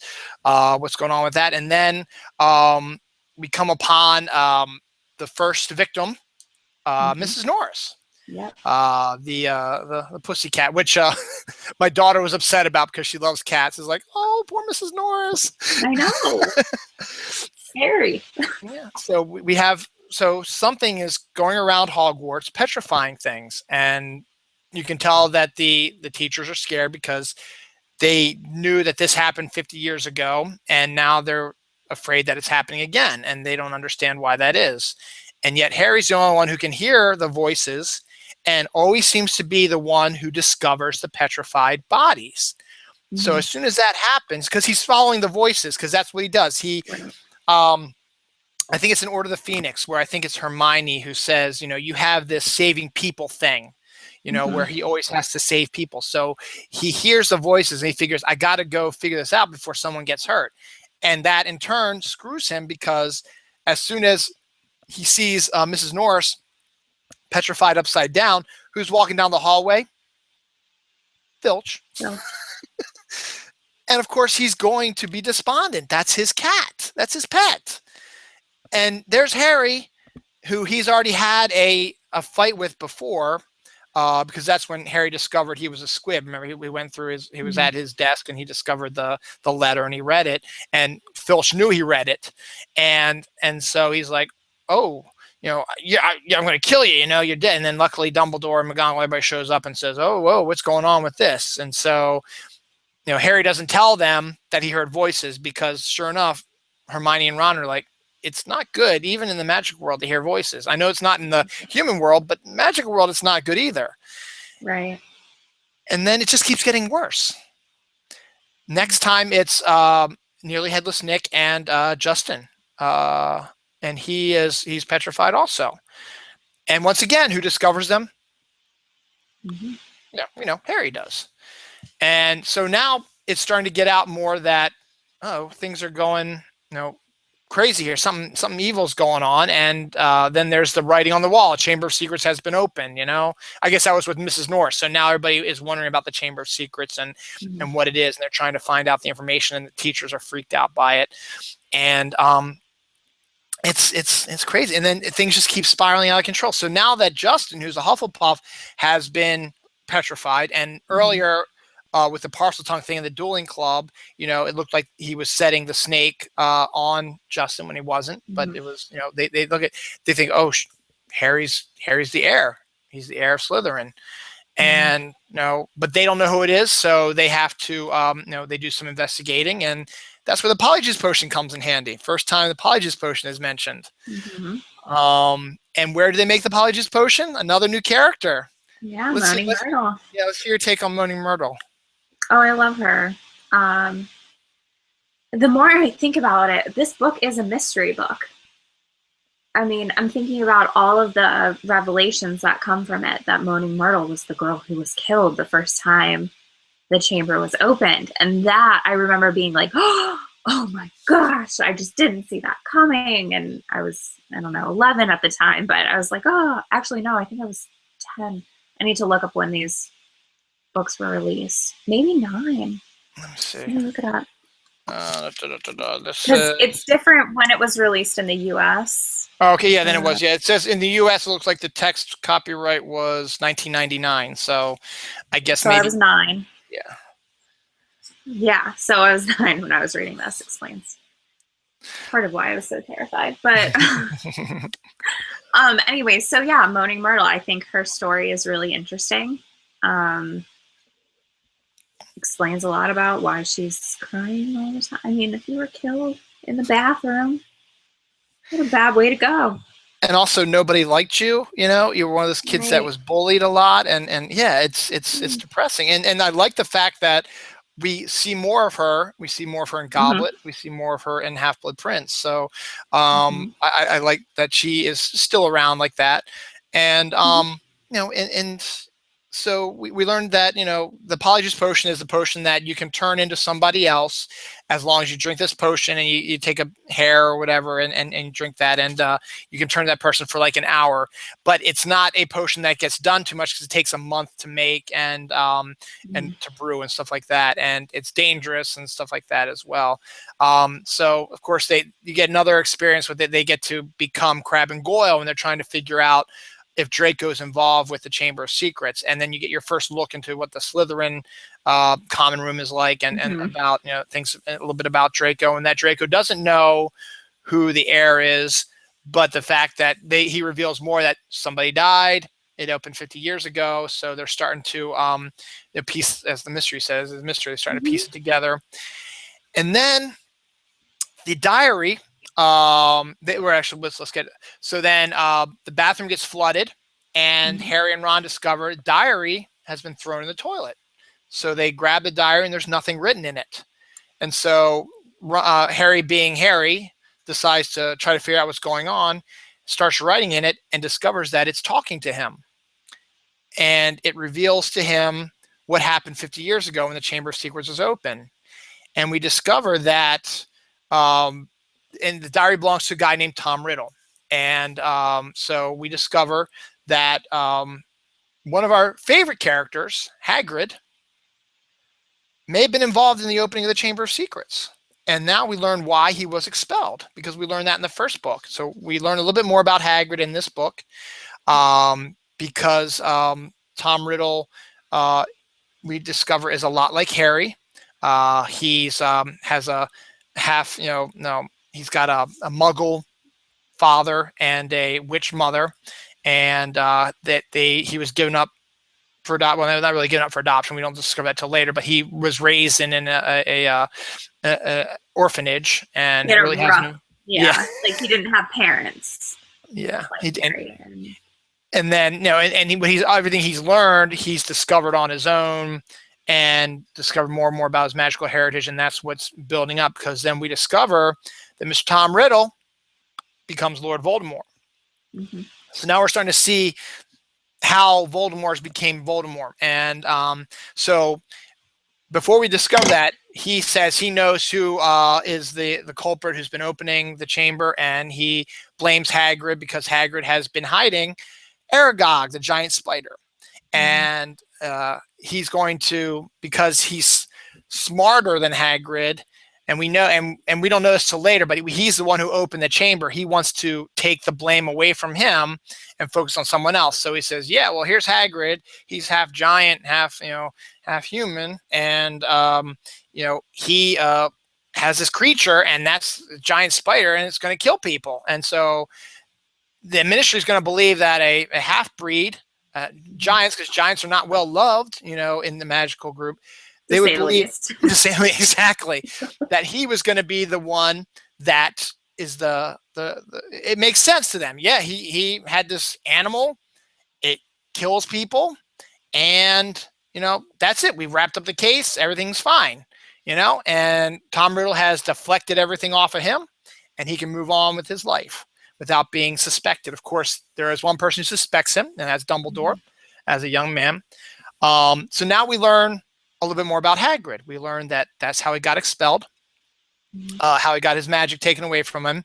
But Dumbledore was able to keep him, I guess, convinced at that time Dippet, who was the headmaster at the time, to keep him on as the gameskeeper. And so we learn about that. So now Harry's confused because now he thinks, I don't believe that Hagrid could have done that. But at the same time, the back of his mind is like, but it makes sense, which is kind of bad. It's kind of bad that he feels that way. But his love for Hagrid still overcomes that. So he goes to try to help him. And we learn that eventually he gets taken to Azkaban. And Lucius has also come up with a cunning plan to get Dumbledore out as headmaster by getting the governors to sign off on his suspension, because there's all these attacks on at this time we discover Muggleborns, or people who have Muggle in their blood, because it leads, and we missed the entire different thing about Hermione, which Hermione now becomes one of the victims of the creature within the Chamber of Secrets. She becomes petrified along with Percy's girlfriend, right? With the Ravenclaw. Yeah, it's her. The Colin Creevey. Oh, Colin was before then. Colin was before Hermione. So then it was Justin, then Colin, and then it was Hermione and the Ravenclaw that Percy likes. Yeah. Can't think of her name right now. See if I can find it right now. Penelope Clearwater. Okay. So they were also petrified. So now Hagrid's been taken to Azkaban.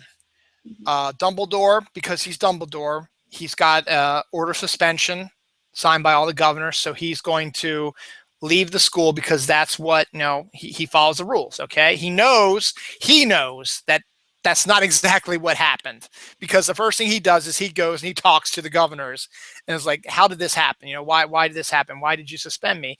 And so Harry and Ron are now in a hard situation, because now they don't have their secret weapon, who's Hermione. Hermione's the one who spearheads the investigations, finds the clues, gets them to do the research. Now they got to figure out how to do all this, solve this case without their key, which is Hermione. And they get it from Hagrid, who tells them, go follow the spiders, and they go meet up with Aragog in the Forbidden Forest. Now, did that freak you out also as a kid, Aragog? No. I mean, a little bit, but not as much as the weird voice. The creepy voices in the walls. Like Rip Hill's hair. Yeah. By the way, this is Jinxie. Kitty. Yeah, you sit on my lap. Yeah. So they go into the woods and they meet up with Aragog, who is the spider that Hagrid was looking after and who was blamed for the killing 50 years ago. And he gives them some more pieces of the puzzle. The woman died in a bathroom and all that stuff. So then everything starts to click in their heads a little bit. But then they go to see Hermione, and she has in her hand a page from a book about a basilisk. And they discover that, a basilisk is a snake-like being, and we know that Harry can hear snakes, so that's why only Harry can hear the voice, and that that spiders are afraid of it, and all this stuff, which is all the clues are now leading, that they've picked up during the story, are leading to being a basilisk. And then Hermione once again says, how does the basilisk making its way around Hogwarts? Through the pipes. So now they say bathroom, pipes, we know where the Chamber of Secrets is. And then we get a little information about Gilderoy, right?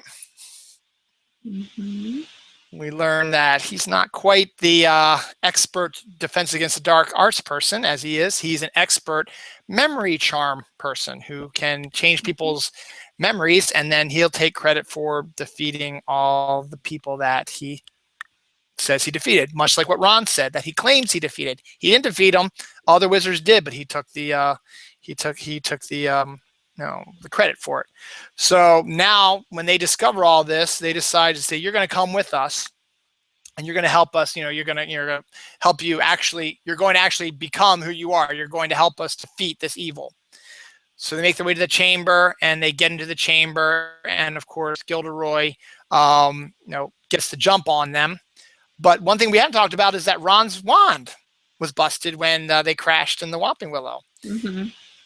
And so they've taken Gilderoy's wand, but he grabs Ron's when they fall down the tube into the Chamber of Secrets and tries to do a memory charm on them, but it backfires, and now Gilderoy doesn't have any memories. Mm-hmm. So now it's up to Ron and Harry to save the day and find Ginny, who's now been put into the chamber. And so a cave-in causes Harry to be separated from Ron, and so Harry goes further into the chamber and then discovers Ginny, who is knocked out, possessed, or whatever, and meets Tom Riddle in person. And that's when we learn that Tom Riddle is Voldemort, and that he's the one who opened the Chamber of Secrets, and that the creature's a basilisk, and Harry has to fight the basilisk. And eventually he gets help from Fawkes the Phoenix, who also makes his first appearance in the series. And of course, as we all know, wins the day, destroys the diary, frees Ginny. They go back, and everything is hunky-dory. So that's just a basic idea of Chamber of Secrets. Mm-hmm. There's a few things we can delve a little bit deeper in. So Karen, I've been talking a lot. Let's hear your take on the diary and what it actually is. We discover what the diary is down the line. Tell us what it is. It's a Horcrux. So it has a piece of Voldemort's soul, and it's the first Horcrux that he makes. So he's very young. And I do like how we can tell that Tom Riddle was very charismatic and people trusted him. I mean, Harry trusted him. That's pretty powerful, you know, the fact that Harry put his trust in Voldemort. So it's not like Harry is above all of that. He could have been one of the people that, was tricked by Voldemort when he was younger. But yeah, so it was the first one destroyed. Yep. And then we also get a little bit more information about Voldemort. Up to this point, we had thought he was a pureblood because, all the purebloods flocked to him, believing that, he and his whole goal is to take out all the half-bloods and the Muggleborns. And that was his plan, or to at least control them enough and just have the purebloods take over. So all of his followers mistakenly believed that he was a pureblood, and we discover he actually isn't. And now I know Harry mentions that he sees a lot of similarities to Voldemort, which is true, but let's face it, yeah, his mother was a Muggle-born, but she's still a witch, whereas Voldemort's father is all Muggle. Mm-hmm. And his mother was the witch. So and she came from a long line of purebloods, but it's not like they were a good family. Exactly. Yeah, we learn more about them in Half-Blood Prince, but but it's just interesting to see that, and this goes along the lines of when we discover more about the prophecy and Order of the Phoenix, that the reason why Voldemort goes after Harry is because Harry seems to be the one most like him, being a child of a Muggle-born witch. And granted, as I said, his father was full Muggle, didn't have any magic in him, but still he sees that connection between them. I think he was more afraid of Neville because Neville's a pureblood. So should I go with this pureblood or someone whose mother is a mudblood? Exactly. So we learn a little bit more about Voldemort in this. And how about that first date for Harry and Ginny being in the Chamber of Secrets? Yeah. Not a great one, but a memorable one, right? Yeah. But and then everything gets wrapped up in a nice bow. So I just wanted to get the general gist of it. So now, did you like the movie version of it? Yeah, I mean, again, this is my least favorite book, so it's my least favorite movie too. But I think it follows the book more than the other movies. I mean, I would say the first two are pretty comparable to not comparable, but similar to the books. So I think, I don't know, I don't love Ginny in the movies. Nothing against Bonnie, but it's just they don't do her justice. They don't. But I think they do the flying car really well. I, I got all of the movies on Blu-ray and kind of forced my parents to watch them all again. And my dad loved The Chamber of Secrets because it has the flying car. It has, a lot of cool new things. I like the sequence in the Chamber of Secrets. I mentioned it earlier. I thought that the set design for the chamber was phenomenal. Perfect. And what they want to do is, because Chamber of Secrets is a darker book than Sorcerer's Stone, Chris Columbus, who directed it, decided he wanted to focus more on a darker palette. So a lot more darks appear in Chamber of Secrets than the light so much. There's not so much light as there is dark, and he shoots them through filters and stuff like that. But the whole sequence in the Chamber of Secrets, I absolutely loved. The battle with the basilisk, the running through the tunnels and hiding in the tunnels, and the final face off against Tom Riddle, I thought was really good. I liked Kenneth Branagh as Gilderoy. I thought he was very well cast. Loved Jason Isaacs as Lucius. I think that was one good thing about the Harry Potter series, is that they cast very well. Even the ones that don't quite follow the books to a T, they still cast very well. I mean, I dislike Prisoner of Azkaban, and we'll talk about that later, but I think they cast Lupin very well. He's really maybe, and also Sirius, of course. You cast the two of the big characters that get introduced, and even somewhat with Trelawney also. I love Emma Thompson also. She's fantastic in that as well. So they cast very well. And so I thought Jason Isaacs was great as Lucius. I liked Dobby looked pretty good.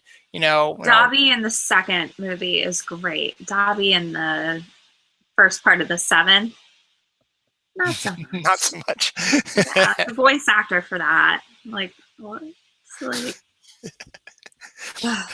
Which is why maybe it would have been better if we would have seen them in the other movies as well. Even though he's in the books, he's not in the movie. So, and it's almost like it's almost like an afterthought. I was like, oh yeah, there's this Dobby. That's right. He's Well, it's because they were making the movies before the books had finished, so they didn't realize that. No, he plays a pretty important role in all of the books. He really does. I think maybe they focused a bit more on Krecher a little bit more when they were making the house elves or the Phoenix and Deathly Hallows and stuff like that. So I love Krecher. I like the evolution of Krecher.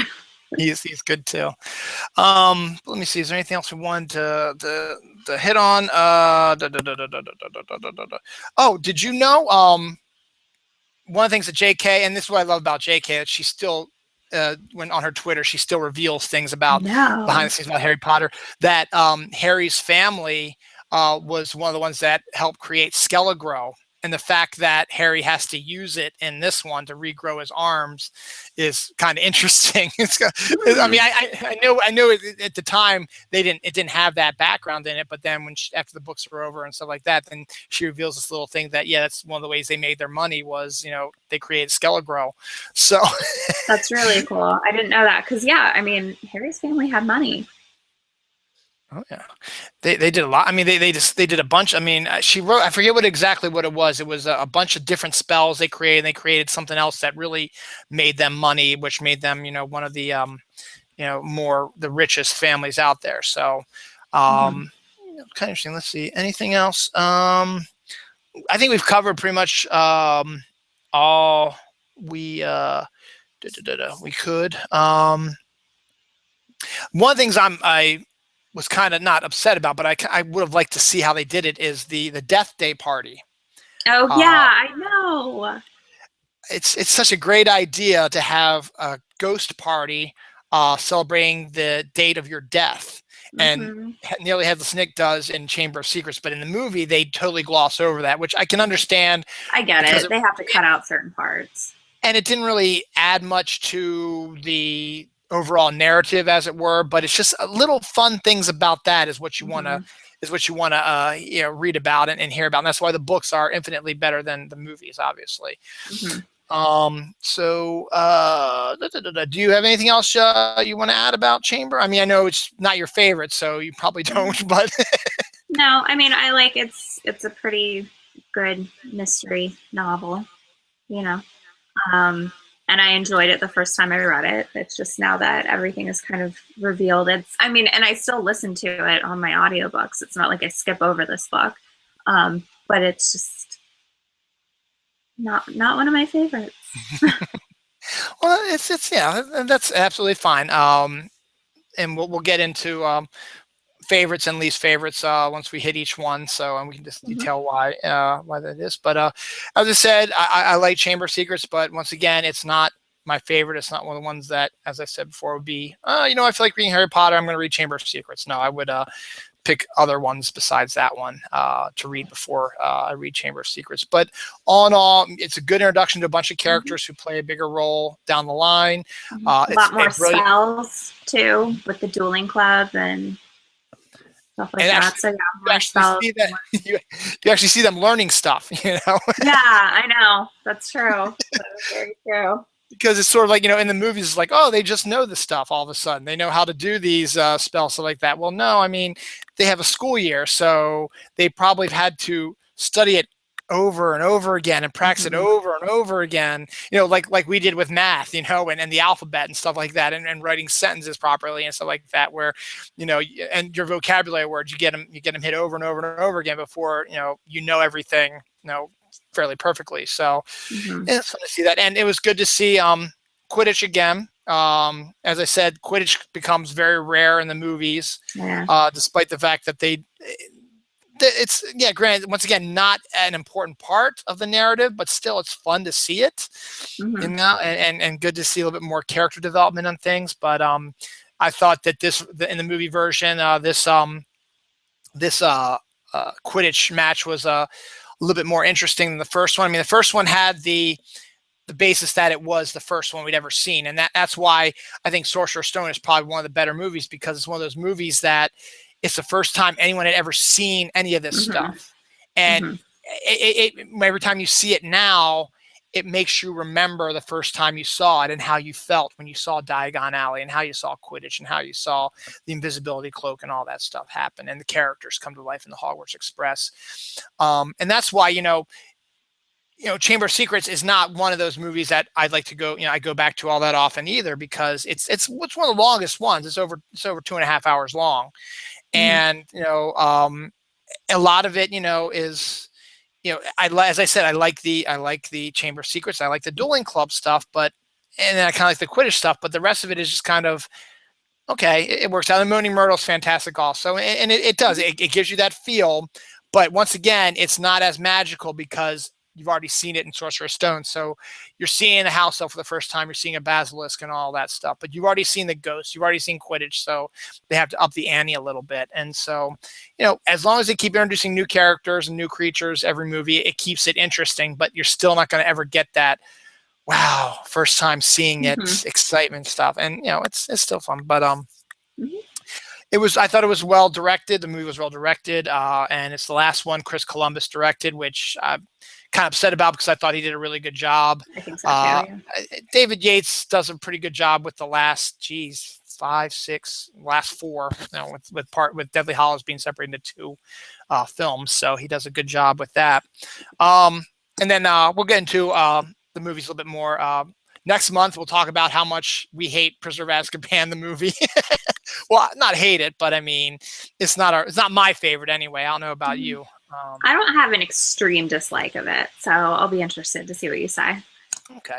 I mean, look, I still like it, but I just, and it's probably a lot of the stuff I don't like about it is my own personal stuff about things they didn't have from the book in it that I really think they should have done. And I think they really went totally, like they were trying to get away from the first two movies, which I thought were really good. And then we'll talk about how I think Goblet of Fire is one of the more underrated movies in the series. A lot of people just sort of gloss over it, but I think Goblet of Fire is actually one of the more well-done ones. But once again, we'll get into that when we get into those. So next month, Karen and I will be talking about Prisoner of Azkaban.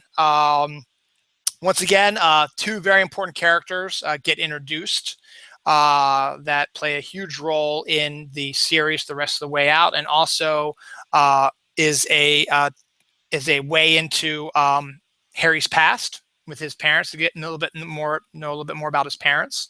We get a new, not really bad guy, but we get to see our first look at the Dementors, which are very creepy. And we can start getting into Dementors about that. And and then we start seeing the evolution of the beginning of the end, when one of Voldemort's followers makes his way and escapes from the good guys and makes his way to set up the return of Voldemort in Goblet of Fire. So we'll all discuss that. We'll discuss the books and the movie like we always did. And if anything happens between now and our next show, we'll talk about any new information about the Cursed Child or any other Harry Potter stuff. So let's leave it at that. Karen, do you have any last words about Chamber of Secrets? No. Okay. Thank you for joining me this morning. Thank everyone out there who's been watching and who will be watching this when I post it in a few hours. And we will be just keep an eye on my Twitter at Holodill or at Dylan Proco. I will talk to Karen down the line, and we'll get a date set in stone for our chat on Prisoner of Azkaban. It will be in November sometime, just to know when, and we'll let you know. Okay. So until then, thank you, Karen, for hanging out with me today, and looking forward to next month. Yeah, thank you for having me. And real quick, tell people where they can see you also on the internet. Mm-hmm. So I am 1/3 of the Comicosity Hangout with Jessica, who is the mom who reads comics. She's at Charming Red on Twitter, and Allison, who is at VA Gentle Nerd on Twitter. And I'm at Karen D _, which, oh, you can't even see my Ginny wand because it blends in with my shirt. Yeah. So yeah, she Ginny wand, yes. Yeah, my Ginny wand. I love it. Can't even see it very well, but I can see it pretty good. It's fading out, but you can see it. It's a nice looking wand, and we discussed it last time, and I'm gonna try to get some for my daughter too. But yeah, so the Hangout, we record, I don't know, kind of sporadically now. We used to do it once a week, but just with life, it's whenever we get the chance. But we talk about comics, recent ones that have come out, and we review the ones that we love, because there are too many to talk about the ones that we hate. So well, too many good ones to waste time on the ones that we hate. Let me rephrase that. And also, I think you guys also like to let people know about books that might not be on people's radars. I think that's also good also, because there are a lot of really good stuff out there that is not done by the big two, big three, big four, whatever you want to call them. There are a lot of really good independents out there, and the Comicosity Hangout is one of the best places to learn about these, because they know their stuff. Tomorrow I will be back for another episode of Dylan Knows. This is a great weekend for me. I get to do 2 episodes this weekend because I usually do my show on Sundays, but because Karen is very special, and this is a very special limited series, I like to call it. I do my usual show on Sunday, so I'm going to be doing my Dylan Knows International is tomorrow with my co-host Bronwyn, who's from Canada. So there's the international aspect to it. We're basically a round table. We talk about whatever we feel like. But tomorrow is going to be a very special episode, because 2 of our friends, Brianne and Amy Fugaro, are both undergoing major changes in their lives. Brianne is going to be getting married very soon, and Amy is going to be having her first child. So what we're going to do is tomorrow we're going to have our geek shower, where we're just going to sit back and talk about, geek, if they're going to do geeky stuff for their wedding or their baby shower, for the baby's rooms or stuff like that. So, and give some, ideas about what you might want to do, and just general ideas about, being geeky and being parents. So it should be a lot of fun. It should be exciting. So that's tomorrow, 12:30 p.m. And Karen, do you have, I know you said it's sporadic. Do you have an episode planned with the Comicosity Hangout? One for next Monday is planned, but our guest, Chris Sabella, is staying at a clown hotel. So it depends on if he gets service or whatnot. So we'll see. Creepy. Awesome. Yeah. Fantastic. So until then, look out for Kamasi Hangout. That's Karen. I'm Dylan. Dylan knows tomorrow. And we'll see you sometime next month with the next part of our Harry Potter series. Bye-bye.